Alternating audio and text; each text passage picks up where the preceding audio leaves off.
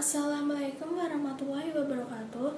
Perkenalkan, nama saya Anissa Nurulia Fitri. Saya dari Fakultas Ilmu Keperawatan, Prodi S1 Keperawatan, Universitas Islam Sultan Agung, Kota Semarang. Dengan NIM 3090200039. Di video ini didokumentasikan untuk memenuhi tugas bahasa Indonesia yang diampu oleh Dr. Evi Kamala, SPD, MPD.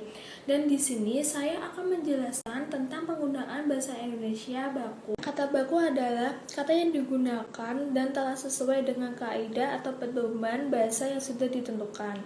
Kata baku ini merupakan suatu kata yang aturan dan ejaan kaidah bahasa Indonesianya sudah benar serta bersumber dari bahasa baku, yaitu Kamus Besar Bahasa Indonesia.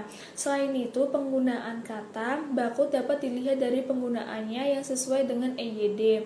Penggunaan kata baku digunakan untuk penulisan ataupun pengungkapan kata-kata yang bersifat resmi, baik dalam suatu tulisan atau dalam pengungkapan kata.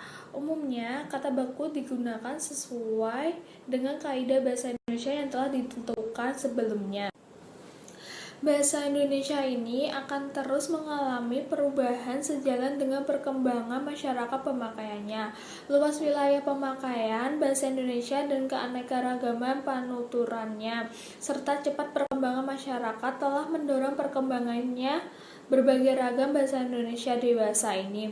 Kenyataannya bahwa bahasa Indonesia digunakan oleh kelompok-kelompok masyarakat penutur yang berbeda latar belakangnya, baik dari segi geografis maupun dari segi sosial, menyebabkan munculnya berbagai ragam kedaerahan dan sejumlah ragam sosial.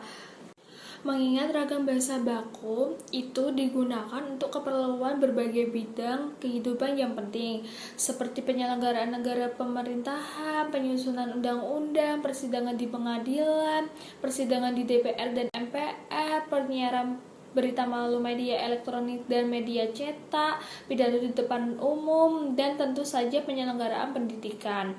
Maka ragam bahasa baku cenderung dikaitkan dengan situasi pemakaian yang resmi. Dengan kata lain, penggunaan ragam baku menuntut penggunaan gaya bahasa yang formal. Dalam hubungan dengan gaya itu perlu dicatat perbedaan ragam bahasa lisan dan ragam bahasa tulisan. Dari segi gaya, ragam bahasa tulisan cenderung kata-katanya lebih terpilih dan kalimat-kalimatnya lebih panjang-panjang, tetapi lebih tertata rapi. Dengan kata lain, persoalan lafal yang menjadi persoalan pokok makalah ini tidak berkaitan langsung dengan perbedaan ragam bahasa Indonesia lisan dan ragam bahasa Indonesia tulisan. Lafal bahasa Indonesia yang dipersoalkan dalam makalah ini adalah lafal yang dianggap baik untuk digunakan ketika berbahasa Indonesia baku dengan memakai bunyi sebagai sarananya, baik dengan cara berbicara maupun dengan cara membaca. Sekian dari saya. Wassalamualaikum warahmatullahi wabarakatuh.